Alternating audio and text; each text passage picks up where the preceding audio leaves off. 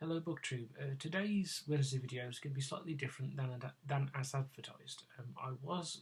I am currently rereading my way through the original James Bond books by Ian Fleming, and I had decided last week that starting today, my Wednesday videos would be reviews of the James Bond films, and I would start with the James Bond films adapted from books and review those in book order. So the video that would have gone up today was going to be a review of the 2006 version of Casino Royale. However, I haven't got round to rewatching Casino Royale yet, and therefore I can't give a review of it. Nevertheless, I decided I wanted to put up a Wednesday video, and so I decided to do a review of one of my favourite films, and a film which has some connections with the James Bond series, both literary and the film versions. And that film is The Devil Rides Out from 1968, which was made by Hammer, and it is an adaptation of a 1934 novel of the same name by Dennis Wheatley. The story follows the Duke de Richelieu, played by Christopher Lee, who is there on the cover, playing a rare hero role, and he goes up against a group of Satanists led by MacArthur, played wonderfully by Charles Gray, who have gotten de Richelieu's friend Simon Arron, who is played by Patrick Mower, who is there, who is probably more known to British audiences as playing Rodney Blackstock on the long-running ITV soap Emmerdale.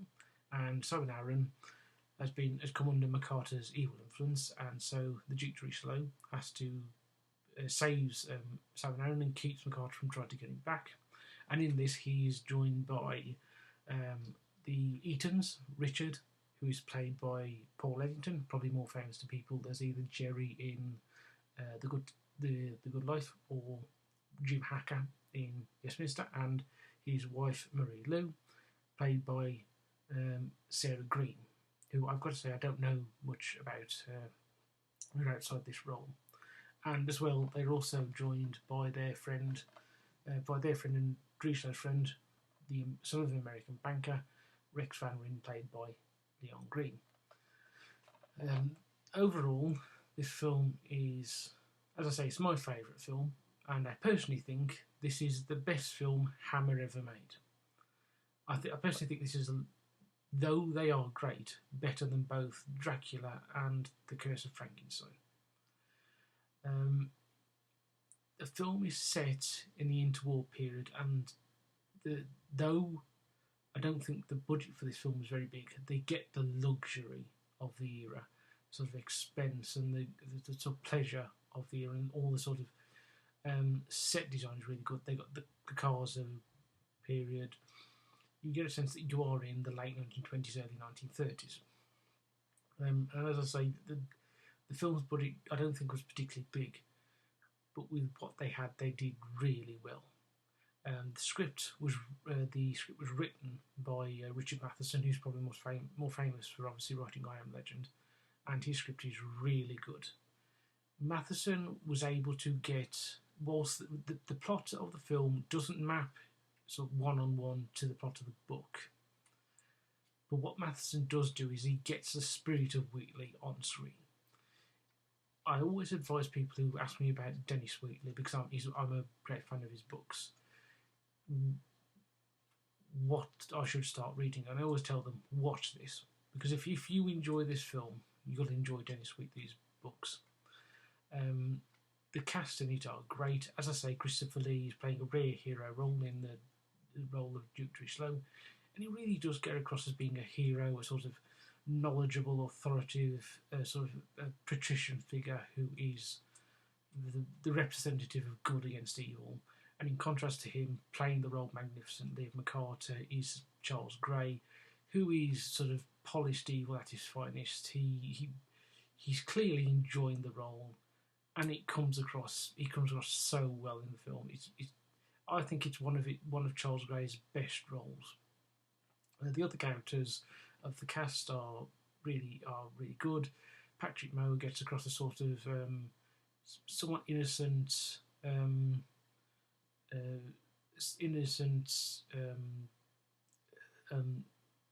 don't know how to describe it. It's innocent, not a sort of slightly lost air of Simon Arron, as well as his sort of bravery. And Richard Eaton, played by Paul Eddington, is very much a sort of solid, sort of sturdy, feet both on the ground Englishman that he is in the original novel. Sarah Greene plays Mary Lou well, though she's somewhat different than in the novel, because in the novel she's a 5 foot nothing red-headed Russian princess, and Sarah Greene does not play as that. She is played very much as an Englishwoman, as an upper-class Englishwoman, very much Paul Eddington's voice in the film. Leon Greene very much is there as Rex Van Ryn, played Rex Van Ryn as very much as he is in the book, as a as a sort of youthful action figure who can do the sort of action that the Duke de Richelieu necessarily can't, because in the book the Duke de Richelieu is in his late 50s, early 60s at that point. Christopher Lee obviously plays, he's obviously younger than that, but still Rex Van Ryn's role is very much still the man of action. There are some great scenes in it. There's one particular scene where MacArthur comes to the Eaton's home where where Simon Arron has been brought for protection, and he goes to the home with the aim of bringing Simon Arron back to the Satanists. But he has a confrontation with Marie Lou, and there's a sort of battle of wills that Marie Lou in the end wins, and MacArthur leaves with a sort of warning shot saying, "This is not the end of this." And then this sort of foreshadows a great scene which takes place not long after, where Richelieu and the others are in the library of the Eaton's house, and they've drawn symbols and a pentagram on the floor as protection, and then they are sort of confronted with two representatives of evil. One is the Angel of Death, who is on a horse and is a skeleton in a suit of armour, and that's really effectively done. And then the second one is a huge spider which threatens a image of Marie Lou's daughter. Who it's obviously sort of just an image, she's not really there. Now, when it comes to these effects, I think the Angel of Death works reasonably well. You can tell it's of the 60s in the sense that the special effects aren't hugely aren't necessarily, they aren't obviously being from the 60s as good as they would be today, but that particular special effect of the Angel of Death does work well.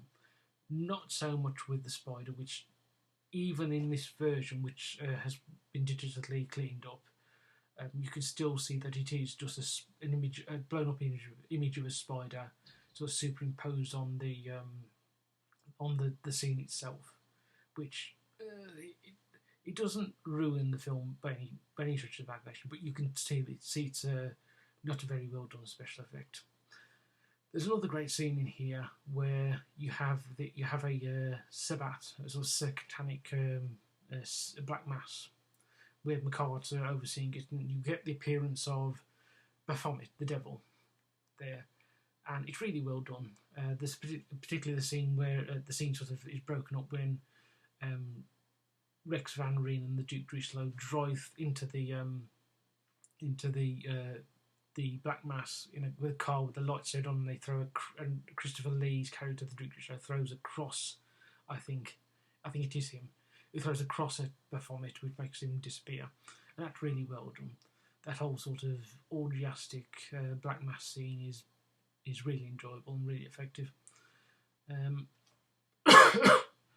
Now, one of the reasons why I love this film is because, as I said before, I think this is arguably Hammer's greatest film it's ever made. But also, it's one of the few. There aren't very many adaptations of Dennis Wheatley's works on screen. There are, I think, about this thing. So there's The Forbidden Territory, which was done in 1934, which was the adaptation of his first novel, which interestingly actually has the book at least has Rex Van Ryn, Duke de Richelieu, Simon Arron, Richard Eaton, and Mary Lou in. Though the names are changed for some reason, but I don't know. That was from the 30s. Then there was around the same time as this, the Lost Continent, which was adapted, was another film adaptation, which I've seen and isn't very good. And then the final one, then there was one done in 1976 adaptation of To the Devil a Daughter, which, as a film, in of itself, as a film is all right, but as an adaptation is not very good. And then there was actually a quite poor adaptation of The Haunting of Toby Jug, called by the BBC on BBC 4 in about 2006. It's called The Haunted Airman, starring Robert Pattinson, which really isn't good. I wouldn't recommend anybody to watch it. But this is both a great film, and it's a really good adaptation of Wheatley's novel.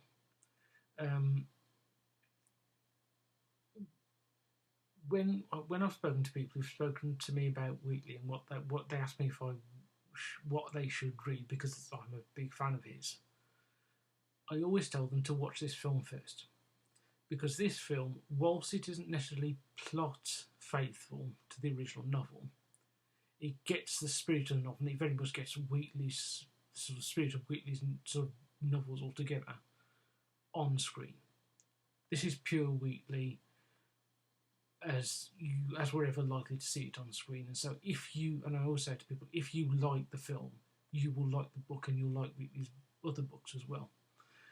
And so I really enjoy it because of that.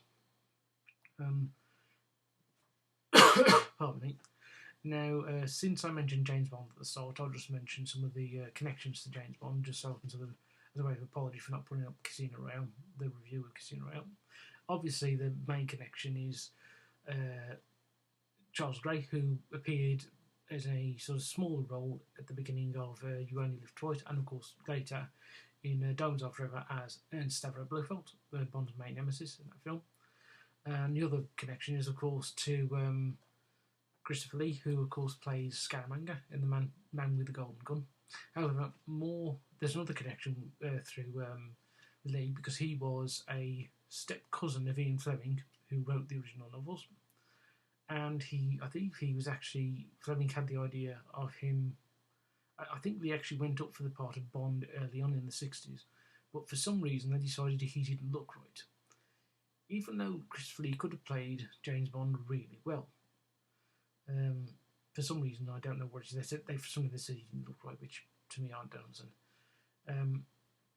And there's another link is Wheatley himself. Dennis Wheatley was one of the authors that Ian Fleming read as a young man, and there's a particular character he wrote called Gregory Salas, who was very much a proto James Bond. The Gregory Salas novels are well worth a read if you want to look them up. And also another element, which is this is more to do with the books than the films, James Bond films. Wheatley, in Fleming's novels, Fleming sort of mentions brands, and Wheatley does that, but Wheatley just half does it, so he'll sort of fudge the name. So if he mentions, he won't name, let's say, Fry's Five Boys Chocolate, which was a brand at the time. He won't say Fry's Five Boys Chocolate. He'll say High's Five Boys Chocolate, if you want something, that sort of thing. So he'll change the name slightly, but it will sound. If you know the brand, you'll recognise what it is. And so Wheatley did that, and Fleming sort of did that, but without any of the fudging. He made it very much. He just said the brands themselves, and and so that's the Bond connections. But just to get back to the film itself, it's well worth a watch. In particular, if you can get hold of this set, it's a double DVD. As you can see, it's a double DVD Blu-ray set. Let me just see that there, and it has on it. It's got a commentary track which has got Christopher Lee, Sarah Lawson. It wasn't Sarah Greene. Sarah Lawson's the actress who played Marie Lou, and Marcus Hearn, who is a historian, a sort of Hammer expert. I should say that I used to have an old DVD of this from about 15 years ago, and it had that commentary track on, so that's not new. However, there are three brand new documentaries on there. One which is at just the making of the film called Black Magic: The Making of the Devil Rides Out. Then there's another documentary called The Power of Light, which is about the restoration of the film digitally. And then there's finally one called Wheatley at Hammers, which discusses the Hammer, the three Hammer adaptations of Wheatley's book, and he explains that Wheatley was very pleased by The Devil Rides Out and very displeased, and to my mind quite understandably, by the adaptation of To the Devil's Daughter. And then there's also a documentary here which was on that old DVD that I had called World of Hammer, Episode Hammer, which is just a set of they were narrated by the late Oliver Reed, and they just talked about Hammer in general. And this episode, I seem to remember, covered The Devil Rides Out as one of the films that are not one of the big name Hammer sort of films or film series like Dracula, Frankenstein, The Mummy films, and so on.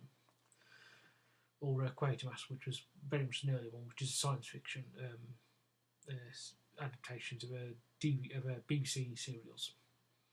But if you can find this DVD version, I would get it, because it's got the best image in terms of because of the digital cleanup, and also you get those great those new documentaries, which really do add to sort of the enjoyment of the film if you know about the film, and also if you know about Wheatley as well. So overall, I can say this has for me always been a 10 out of 10 film, and it's one that I will watch not every month, but on a regular basis. And so with that, BookTube, I'll say goodbye.